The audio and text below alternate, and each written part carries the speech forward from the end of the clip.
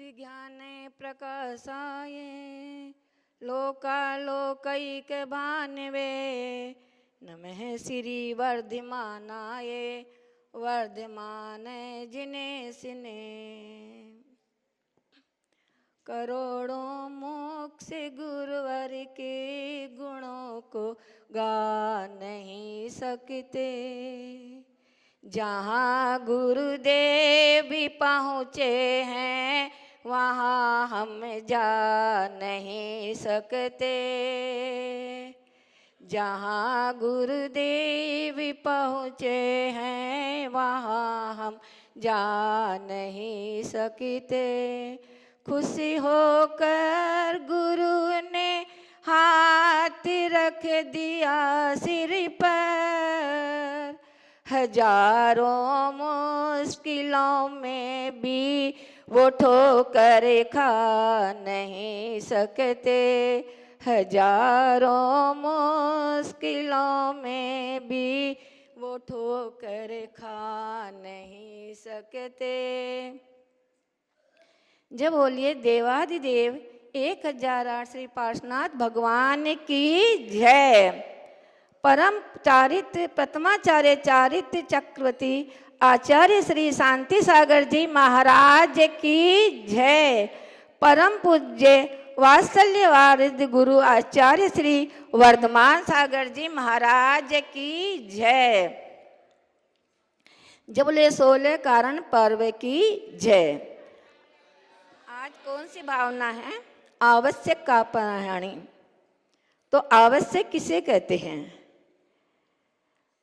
TV देखना, mobile चलाना, घूमना, भोजन करना आवश्यक है ना? क्यों? इनके बिना तो काम नहीं चलता ना। तो फिर आवश्यक किसे कहते हैं? तो बताते हैं देव पूजा गुरु पास्ती स्वाध्याय संयम स्तप दानम चेति ग्रस्ताणाम षट्कर्माणि दिने दिने। देव पूजा गुरु पास्ती स्वाध्याय संयम तप और दान। तो हम देव पूजा पूजा 2 प्रकार की होती है, द्रव्य पूजा और भाव पूजा। द्रव्य पूजा के लिए श्रावक द्रव्य पूजा का अधिकारी है। श्रावक को द्रव्य पूजा करनी चाहिए। और द्रव्य पूजा में जो आरंभ करते हैं हम, क्योंकि आरंभ तो होता है उसमें पानी लाने में, वनस्पति काय जीवों की, इनकी जो हम जल कायक जीवों की, इनके लाने में हम आरंभ जन हिंसा लगती है। लेकिन जो इनमें एक इंद्रिय जीवों की हिंसा होती है, तो आचार्य कुंद स्वामी ने प्रोत ब्राह्मण में लिखा है कि द्रव्य पूजा करने से पुण्य की अधिकता होती है, भावों की विशुद्धि होती है। तो जो हमें पाप, अब वो आरंभ जन्य करने में जो हमें पाप लगा, तो वो पाप समुद्र दब जाता है। और पुण्य होता है तो वो समुद्र के समान है, और पाप कणिका के समान है। तो वो पुण्य की अधिकता होने से पाप कणिका जन पाप दब जाता है। जैसे समुद्र के जल, मीठे जल में नमक की डली डाल दें तो समुद्र का पानी मीठा ही रहता है। इसी प्रकार से जो द्रव्य पूजा करने से प्रमाद करता है, तो उसे प्रमाद नहीं करना चाहिए, द्रव्य पूजा ही करनी चाहिए। और एक बात है कि कौन से कार्य में हिंसा का पाप तो सभी कार्य में लगता है, कोई भी कार्य करो, एक इंद्रिय जीवों की हिंसा तो होती है। अब हमें पर यह ध्यान रखना चाहिए कि अपने यत्नाचार पूर्वक क्रिया करनी चाहिए, और प्रमाद, उससे आकांक्षा या निर्धारित करके पूजा नहीं करनी चाहिए। अगर हमने आकांक्षा लेकर पूजा करी, तो जो पूजा हमें समुद्र के कल्प वृक्ष के समान फल देने वाली थी, तो वो पूजा चने की सूखी रोटी मांगने वाले के समान है। तो हमें द्रव्य पूजा में प्रमाद नहीं करना चाहिए, और निदान लेकर क्योंकि निदान में मिथ्यात्व का दोष लगता है। अब एक बात है कि भोजन बनाने के लिए तो हम गैस जला लेते हैं और 3 लोग की आरती उतारने के लिए प्रमाद करते हैं, निषेध करते हैं, तो ये क्या है? तो ऐसी जीव अपना कल्याण नहीं कर सकता, उसे रत्नेत्रय की प्राप्ति नहीं हो सकती। अब आते हैं दूसरा कौन सा नंबर है? गुरु उपासती। तो गुरु की उपासना करने से स्वतः सबके द्वारा उपास्य होता है। गुरु की पूजा करने से पवित्र कीर्ति और यथार्थ भक्ति प्राप्त होती है। गुरु के उपदेश का अभ्यास करने से शिष्य के आचार मन पवित्र होते हैं और गुरु के उपदेश से चारित्र में वृद्धि होती है। उपदेश सुनने से, गुरु के चरणों में झुककर नमस्कार करने से उच्च गोत्र की प्राप्ति होती है। गुरु को हम पात्र दान दे करके गुरु को हम उनके यथास्थान पहुंचाते हैं, या तो स्वयं जाते हैं या अनेक सज्जनों के साथ में उनको अपने स्थान पहुंचाते हैं, तो उससे हमें अभय दान की प्राप्ति होती है। तो गुरु के सानिध्य में रहने से हमें क्या नहीं मिलता है? सब कुछ हमें गुरु के पास में रहने से मिलता है। लेकिन इन सब का पीछे क्या महत्व है कि शिष्य का समर्पण भी गुरु के प्रति होना चाहिए। अगर शिष्य का समर्पण नहीं है तो ये सब उज्जड़ भूमि में पड़े बीज के समान है। गुरु तो हमेशा करुणावान होते हैं। वे सोचते हैं कि कैसे भी मेरे शिष्य का कल्याण हो जावे, कैसे भी करके वो कठोर वचन भी बोलते हैं या मीठे वचन भी बोलते हैं, तो वो शिष्य के हित के लिए ही बोलते हैं। बंधुओं, माता पिता, गुरु, शिक्षक, गुरु, मित्र, ये जीवन जीना तो सिखा देंगे, लेकिन जीवन जीने की कला, एकमात्र जीवन को जीवंत बनाने की कला एकमात्र निर्घंट गुरु ही सिखाते हैं। तो हमें गुरु के पास में, गुरु के सानिध्य में अपना अधिक से अधिक समय देना चाहिए। तो गुरु के पास में रहने से हमें बिना मांगे ही भरपूर मिलेगा, आशा से ज़्यादा ही हुनर मिलेगा। दुनिया में और कहीं मिले न मिले, दुनिया में और कहीं मिले न मिले, वर्धमान सागर के द्वार पर अवश्य मिलेगा। वर्धमान द्वार महाराज के द्वार पर अवश्य मिलेगा। अब तीसरा क्या आता है? स्वाध्याय। स्वाध्याय ज्ञान प्राप्त करने का मात्र ध्येय क्या है? कसायों को जीतना, इंद्रियों को वश में करना और मीठे और प्रिय वचन बोलना, अब आपत्ति विपत्ति आने पर भी धैर्य धारण करना। अगर जिसने अनेक शास्त्रों का तो अध्ययन कर लिया, लेकिन अपने आचार विचारों को ठीक नहीं किया तो उसका अध्ययन करना धिक्कार है। उससे जो शास्त्र अध्ययन करके और आत्मचिंतन में अपना समय नहीं लगाते हैं, तो उससे कोई ज्ञान की प्राप्ति नहीं होती। हमें पहले अपने आचार विचारों को ठीक करना चाहिए। अगर नाना शास्त्रों का अध्ययन करने से हमारे आचार विचार हमने चिंतन नहीं किया, तो वो उसका शास्त्र ज्ञान नहीं है, उसका शस्त्र ज्ञान हो जाता है। इसलिए अपने आचार विचारों को ठीक करना चाहिए। और ने तो कहा है कि वह आचार स्वयं स्वरूप ही है। लोक में प्रसिद्धि है कि ज्ञान भारम क्रिया बिना, सदाचार के बिना ज्ञान बेकार है, सदाचार अवश्य है। और आज अगर हम स्वाध्याय के 5 भेद बताए हैं, कौन कौन से? वासना, प्रक्षणा, अनुप्रेक्षा, आमनाय, धर्मोपदेश। तो हम धर्मोपदेश भी, जो आचार्य श्री धर्मोपदेश देते हैं, वो भी हम अगर एकाग्र मन से चित्त लगाकर सुने तो हमारे असंख्यात कर्मों की निर्जरा होती है। ऐसा नहीं है कि हम गुरु के प्रवचन अब आते हैं तो तुम्हें एक तो लाभ होता है कि तुम्हें इनाम रोज मिलते हैं और उसके बाद में तुम्हारे कर्मों की निर्जरा भी होएगी। लेकिन मात्र है क्या कि एकाग्र मन से सुनेंगे तो। लेकिन मन तो यहाँ बैठे यहाँ हो और मन तुम्हारा घर पर है, तो कोई भी पुण्य की प्राप्ति नहीं होगी। नहीं तो यहाँ तो आप देख के बता देते हो, लेकिन अगर बिना देख के प्रश्न पूछे तो आप फिर बता ही नहीं सकते। अगर एकाग्र मन से सुनोगे तो बिना देखे भी बता दोगे, नहीं तो फिर पन्ना लेकर के ही खड़े होगे। अब स्वाध्याय संयम। संयम दो प्रकार का है, प्राणी संयम और इंद्रिय संयम। तो अगर हमारी इंद्रिया बस में होगी तो प्राणियों की रक्षा तो अपने आप हो जाएगी।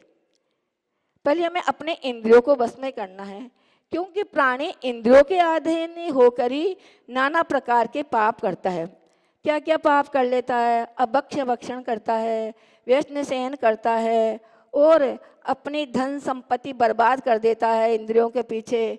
और इंद्रियों की लालसा इतनी बढ़ जाती है कि उसे अपने किसी का भी ध्यान नहीं रहता कि कौन है मेरे सामने, अपने भाई बहन माता पिता, इतने वो मतलब इंद्रियों के बस में हो जाता है। तो हमें पहले अपनी इंद्रियों को बस में करना चाहिए, क्योंकि शुभ अशुभ सभी कार्य अशुभ कार्य होते हैं वह इंद्रियों के द्वारा ही होते हैं। भयंकर से भयंकर रोग का शिकार बन जाता है इंद्रियों का सेवन करने से। और प्राणी संयम तो अपने आप हो जाएगा। षटकाय जीवों की रक्षा करना, तो षटकाय जीव के कौन से जीव? पृथ्वी का एक, जल का एक, अग्नि का एक, वायु का एक, वनस्पति का एक। और तो इन जीवों की रक्षा करेंगे तो हमारा प्राणी संयम हो जाएगा। स्वाध्याय संयम तप। तो तप करने से आत्मा के क्षय, कर्मों का क्षय करने के लिए तप किया जाता है।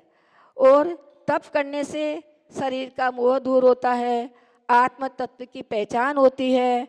तप करने से शरीर में शक्ति आती है और विकार भाव दूर होते हैं। कहा है उमा स्वामी ने मोक्ष मार्ग में तपसा निर्जराच। तप से निर्जरा भी होती है और संयम भी।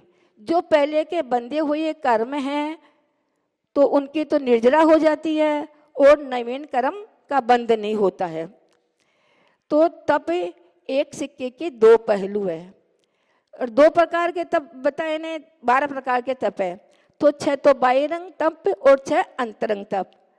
अब आप क्या समझते हो कि अनशन उपवास करना ही तप कहलाता है? अब रोज महाराज आचार्य से बताते हैं आपको कि आप उपवास करने को ही तप मत समझो। अगर आप छोटे छोटे नियम भी आप रोज लोगे तो वो भी आपकी तप की गिनती में ही आएगा। जैसे आपने आज भाई ऊपर से नमक नहीं लेंगे, आज हरी सब्जी का त्याग है, आज मिठाई नहीं खाएंगे, बाजार की वस्तु नहीं खाएंगे, कोई भी तप करो। और इतना भी नहीं कर सकते हो तो थाली पर बैठकर तप कर दो। याद नहीं आया तुमको तो 4 सब्जी बनाई तो 1 सब्जी निकाल दो, 2 सब्जी में से 1 सब्जी खा लो, हरी सब्जी निकाल दो, तो ये भी आपका तप है।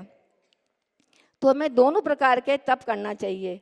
अगर रोटी दोनों तरफ से सिकेगी तो ही वो तुम्हारा अपने अंग की शरीर की रक्षा करने में अपने शरीर को पुष्ट बनाएगी। इसलिए हमें दोनों प्रकार के तप करना चाहिए। कहते हैं घुटनों के बल चलते चलते, घुटनों के बल चलते चलते पांव खड़े हो जाते हैं। छोटे छोटे नियम भी एक दिन बहुत बड़े हो जाते हैं। इसलिए हमें अपने जीवन में नियम अवश्य लेना चाहिए। अभी अपने मन को पक्का बना लो कि हमें नियम लेना ही है। हमने एक आचार्य श्री जी ने हमारे नगर में चतुर्मास करा तो हमने नियम लेने की आदत दी। जब से हमने नियम लेना चालू कर दिया तो यही नियम आपका नियम हो जाएगा। तो आपको अपने जीवन में नियम अवश्य लेना चाहिए। अब दान। तो श्रावकों को गृहस्थ में रहने वाले श्रावकों को अपनी शक्ति के अनुसार उत्तम पात्र को आहार दान अवश्य देना चाहिए। अब उत्तम पात्र कौन है? तो आगम में उत्तम पात्र के 3 भेद बताए, सुपात्र, कुपात्र और अपात्र। तो सुपात्र में तो आएंगे मुनि, आर्यका, एलक, क्षुल्लक, और कुपात्र में जैन भाषी साधु, और अपात्र में पाखंडी कुलिंगी। अब उत्तम पात्र को दान देने से हम भोग भूमि में जन्म होता है, और सुपात्र को दान देने से, और कुपात्र को दान देने से कुभोग भूमि में, और जघन्य को देना व्यर्थ है। अब ठीक है, दान, अब दान देने में बताया है कि दान तो दिया आपने, पर 21 क्रिया बताई है दान देने की। नवदी भक्ति, जो नवदा भक्ति है, तो एक तो नवदा भक्ति हो गई, और 7 दाता के गुण, और 6 भूषण। तो ये क्रिया होना जरूरी है। अगर ये क्रिया नहीं हुई तो तुम्हें पुण्य का बंधन नहीं होगा। अब नवदा भक्ति में सब रोज करते हो, जानते हो। अब दाता के 7 गुण होने चाहिए कि दाता कैसा होना चाहिए? शक्ति, विवेकवान, शक्ति होनी, श्रद्धा होनी चाहिए। सबसे पहले श्रद्धा, भक्ति, शक्ति, तुष्टि, संतोषी, विवेकवान, निरपेक्षमान, अलुप्तता। और 5 भूषण बताए। आनंद पूर्वक देना, आदर से देना, देकर पछताना नहीं, निर्मल भावों से देना, और प्रिय वचन बोलकर देना। अगर ऐसे तुम आहार दोगे तो तुम्हें पुण्य का बंध होगा। नहीं तो चौके में जाते हो, टाइम पर चले गए, अगले ने सब तैयारी कर ली चौके वाले ने, और तुमने जाके उसकी सारी गड़बड़ कर दी। तुमको थाली बताने के लिए तुम खड़े हो गए, और उसने बताया तो कभी लौकी को तोरी बता देते हो, तोरी को लौकी बता देते हो। तो ये क्या है कि आपने बना नहीं, तो फिर आप बीच बीच में क्यों करते हो? आप सोचते हो कि मैंने आज 8 महाराज को आर दे दिया, 4 माताजी को दे दिया, 10 को आर करा दिया, तो इससे क्या पुण्य होने वाला है? कुछ ले गए नहीं, कुछ करे नहीं, बस पाँव धोए नहीं, बोले शुद्ध, महाराज को पता नहीं पड़ा, शुद्धि बोली नहीं बोली, क्या करते हो? और आर दान देने खड़े हो जाते हो, तो इससे अंतराय और करा देते हो। अगला जिसने सुबह से मेहनत कर रहा है, उसके तो तुमने सारा पानी फेर दिया।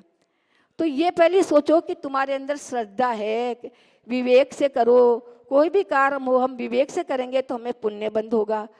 तो ये तुम स्वयं अपनी परीक्षा कर लो कि हमारे अंदर ये गुण है या नहीं है। आर जो बनाते हो, चौका लगाते हो, उन्हें भी अपने मन में सोचना चाहिए कि हमारे अंदर ये गुण होने चाहिए। सुबह से आर करा, सब तैयारी करी, भूखे रहे, लेकिन फिर भी तुमने, अगर कोई चौके में आ भी गया तो कोई बात नहीं है, अपने उसमें भी श्रद्धा रहो, भक्ति रखो, भी कोई बात नहीं, आ गया तो उसको बिठा दो, भी दे देना हार, उससे भी प्रिय वचन बोलो। और आर देते समय भी साधु को मीठे प्रिय वचन बोल बोल कर, नहीं एक बार एक दशा हो लो, एक उससे, तो आपके मीठे वचन से भी उसका आधार हो जाता है। नहीं अपने आप उसके भाव का साधु को भी पता पड़ जाता है। अगर इतना नहीं हुआ, तुम ये एक काम करो कि 1 ठंडा पानी का उबाल कर, अच्छा गर्म पानी उबाल करके ठंडा करके, अगर वो भी तुम अगर साधु को दोगे तो तुम्हारा वो भी पुण्य बंद होगा, उसने तुम्हें बहुत फायदा मिलेगा। क्योंकि पानी जरूरी है, और उबला हुआ पानी दवाई का काम करता है। अब 4 प्रकार के दान बताए। आहार दान, औषध दान, और अभय, शास्त्र दान, अभय दान। तो अगर आहार सही होगा, आहार दान से रत्नेत्र की पालना होती है। औषध दान, ऋतु के अनुसार औषध दान दो तो आपको वो औषधि का काम करेगा। और आहार अच्छे से कराओगे तो शास्त्र स्वाध्याय में मन लगेगा, सामायिक में मन लगेगा, और आहार करने से साधु का जीवन टिकता है। तो ये आपका अभय दान हो गया। तो इस प्रकार से हमें दान देना चाहिए, और ये सब क्रिया आपको आनी चाहिए। इतने दिन हो गए आपको आहार देते देते हैं, साधु को आहार देते ही हो, और सब आज दूसरे के चौके में जाते ही हो। इसके पे ये तो हो गए तुम्हारे श्रावक के। अब हम आवश्यक से लेते हैं, मुनियों के भी 6 आवश्यक होते हैं। तो 6 आवश्यक मुनियों के किसे कहते हैं? आवश्यक, जो आत्मा में रत्नत्रय का आवास कराते हैं, उन्हें आवश्यक कहते हैं। तो साधु के लिए आवश्यक जरूरी है, क्यों? चाहे बीमार ग्रस्त, रोगा से ग्रसित होने पर भी साधु को इनको नित्य करने पड़ते हैं, इसलिए ये अवश्य हैं। अब साधु के आवश्यक हैं। सामायिक चतुर्विष्टि बंधनम परिकम्मणम पच्चाकरणम चैतः कावो सग्गो दी छठो। सामायिक स्तुति, वंदना, प्रतिक्रमण, प्रत्याख्यान और कायोत्सर्ग, ये छावश्यक साधु के हैं। तो सामायिक के 6 भेद किए हैं, नाम, स्थापना, द्रव्य, क्षेत्र, काल और भाव। तो इनमें सामायिक की इस साम्य भाव के लिए ही साधु सारे अनुष्ठान करते हैं। तो और एक अंत का भाव निक्षेप, क्योंकि अशुभ परिणामों से हटकर शुभ परिणाम करना और सब जीवों पर मैत्री भाव रखना, यह अंत का भाव निक्षेप उपादेय है। अब सामायिक तो किसमें, जीव मरण लाह लाहे संजोये विप जोगे ये बंधुर ये सब दुखा दो समता सामायम राम। तो इन सब में क्या श्रेष्ठ है, सामायिक सर्वश्रेष्ठ है। और सब में समता भाव रखना ये सामायिक है। सर्व सावध्य का त्याग करना सामायिक है। अगर सामायिक करते समय साधु के मन में विकल्प आ जाए कि आज श्रावक से क्या कहना है, प्रवचन में क्या बोलना है, तो वह अपने सामायिक से च्युत हो गया, अपने सामायिक से वह सामायिक के बस में नहीं रहा। तो इसलिए और बताया है कि आचार्य सामायिक करते समय कार्तिक अनुपक्षा में कार्तिक स्वामी ने कहा है कि अपने स्वरूप का चिंतन करना, परमेष्टि का ध्यान करना, 12 भावनाओं का चिंतन करना और कर्म विपाक आदि का चिंतन करना, ये भी सामायिक है। सामायिक करते समय साधु अपने में इतना लीन हो जाता है कि उससे बाहर का कुछ ध्यान ही नहीं रहता है। जैसे आचार्य शांति सागर जी महाराज, उनके सामने आकर शेर बैठ जाता, उनके शरीर पर सर्प लिपट जाता है, तो भी उन्हें ध्यान ही नहीं रहता, वह अपनी सामायिक में ही रहते थे। एक बार की बात है कि मंदिर महाराज ने कहा कि आज तो मंदिर में ही ध्यान लगाएंगे, सामायिक मंदिर में ही करेंगे। तो मंदिर का माली दीपक जला के और ताला लगा के गिर चला गया। अब बाद में दीपक बुझ गया तो उसमें बहुत सारी कीड़ियाँ, समूर्छन जन्म होता है कीड़ियों का, तो बहुत सारी चींटियाँ आ गई। अब चींटियाँ आ गई तो वह चींटियाँ धीरे धीरे महाराज के शरीर पर चढ़ने लगी। अब उधर मंदिर के माली को सपना तो आ गया, उसको ध्यान पड़ गया कि क्या हो रहा, महाराज को ऊपर उपसर्ग हो रहा है। लेकिन उस माली ने अपने मित्र से कहा कि चलो अपन चलते हैं, लेकिन इतनी घनघोर जंगल था कि वहाँ जा नहीं सकते, तो उसकी हिम्मत ही नहीं पड़ी जाने की। और जब सुबह आया, जब उसने देखा श्रावक आए तो महाराज को सारे खून निकल रहे थे, सारे महाराज को चींटियों ने काट लिया। तो बंधु सोचो, अगर एक चींटी हमारे ऊपर चढ़ जाती है तो जब तक वो नहीं निकलती है तब तक चैन नहीं पड़ता है। हमारे कभी कभी चींटी ऐसे काटती है कि वो मरी जाती है, तो हमें प्रायश्चित लेना पड़ता है महाराज से। एक चींटी की 3 माला देते हैं महाराज जी हमको, तो इसलिए ऐसे ध्यान रखना पड़ता है। लेकिन अब महाराज की क्या हालत हुई होगी, उनकी इतनी चींटियाँ काटी, कितना उपसर्ग उन्होंने सहन करा अपने जीवन में, क्या क्या उपसर्ग उन्होंने सहन करा। तो ये सामायिक है। सामायिक के बाद में आते हैं स्तुति। तो 24 तीर्थंकरों का एक साथ गुणगान करना, मन वचन काय पूरक नमस्कार करके मन वचन काय पूरक नमस्कार करना, 1001 जिन नामों सहस्त्र नामों से भगवान का गुणगान करना, ये चतुर्विंशति स्तवन है। स्तुति अब वंदना, तो मन वचन काय की शुद्धि पूर्वक पद्मासन या खड़गासन एक परमेष्टि की चैत्य भक्ति से लेकर के और पंच गुरु भक्ति तक जो यथावत विधि से वंदना की जाती, स्तवन किया जाता है, वह वंदना है। स्तवन वंदना। अब प्रतिक्रमण।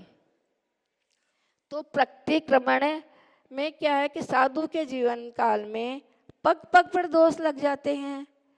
दोष लगते ही हैं तो उन दोषों को दूर करने के लिए मुनि शिष्य गुरु के समक्ष अपनी निंदा ग्रह करता है और गुरु महाराज से जाकर बोलता है कि मुझसे ये आज दोष लग गया, मैं दोष की निंदा ग्रह करता हूँ, मुझे मेरे दोषों को दूर कीजिए। तस्मैच्छामि दुक्खड़म, तो तस्मैच्छा दुक्खड़म वह प्रत्याख्यान करता है कि आगे मैं दोष नहीं करूँगा। तो कहते हैं कि तस्मैच्छा दुक्खड़म कहने से पापों का क्षय नहीं होता है, प्रार्थना करता है तस्मैच्छा दुक्खड़म। तो महाराज जी कहते हैं कि साधु की अंतरंग की निर्मल परिणति से ही पापों का क्षय होता है। आचार्य श्री जी हमेशा हमें कहा करते हैं कि प्रतिक्रमण करते समय तुम्हारा ध्यान अगर तुम्हारे दिन भर के दोषों की तरफ नहीं है कि तुमने क्या दोष की है, तो वह तुम्हारा प्रतिक्रमण आलोचना निंदा रूप नहीं होता। मात्र पढ़ने से या सुनने से पापों का क्षय नहीं होता है, उन दोषों की तरफ हमारा ध्यान होना चाहिए, तभी हमारे पाप क्षय होएंगे और तभी हम पापों से छूट सकेंगे। अब में होता कि जिस के लिए हमें प्रतिक्रमण किया जा रहा है उस प्रयोजन की सिद्धि नहीं होने से वह भाव प्रतिक्रमण नहीं होगा, वह भाव प्रतिक्रमण नहीं होगा, शायद द्रव्य प्रतिक्रमण हो जाएगा। इसलिए हमें भाव प्रतिक्रमण करना चाहिए और दोषों की तरफ हमारा ध्यान होना चाहिए। प्रतिक्रमण के बाद में प्रत्याख्यान। तो प्रत्याख्यान का अर्थ है कि अपने योग्य या अयोग्य जो भी पदार्थ है उनको नियम पूर्वक तपस्त्रण के लिए त्याग कर देना, यह प्रत्याख्यान है। अब छठा आता है कायोत्सर्ग। तो देह से ममत्व भाव का घटाना कायोत्सर्ग है। एक 30 वर्ष के साधु वाला साधु है, 30 वर्ष के साधु वाला साधु है और एक 70 वर्ष की उम्र वाला साधु। अगर 30 वर्ष के उम्र वाला साधु 70 वर्ष के साधु वालों की साथ बराबरी करता है तो वह साधु शांत रूप नहीं है, क्योंकि 80 वर्ष का जो साधु है तो उससे अनुष्ठान अधिक से अधिक होंगे नहीं है, उसके तो वृद्धि का हास हो गया तो वह अधिक अनुष्ठान नहीं कर सकता है। और जो 30 वर्ष के उम्र वाला साधु है तो वह तो हर एक अनुष्ठान अधिक से अधिक कर सकता है। जैसे वो वो पैरों से भी अधिक देर खड़ा भी रह सकता है और उसके परिणाम भी धर्म और शुक्ल ध्यान रूप होते हैं। तो वह प्रत्याख्यान वह कायोत्सर्ग महान से महान है। जैसे बाहुबली स्वामी, तो बाहुबली स्वामी 1 साल तक खड़े रहे और सुकुमल मोनो स्वामी 3 दिन तक। तो यह हो गया कायोत्सर्ग। अब कहते हैं कि इनको करने से क्या फल मिलता है। तो इन आवश्यक को करने से 3 लोकों में पूज्य होते हैं, वंदनीय होते हैं और मोक्ष को देने वाले हैं। इन्हीं मंगल भावना के साथ में जब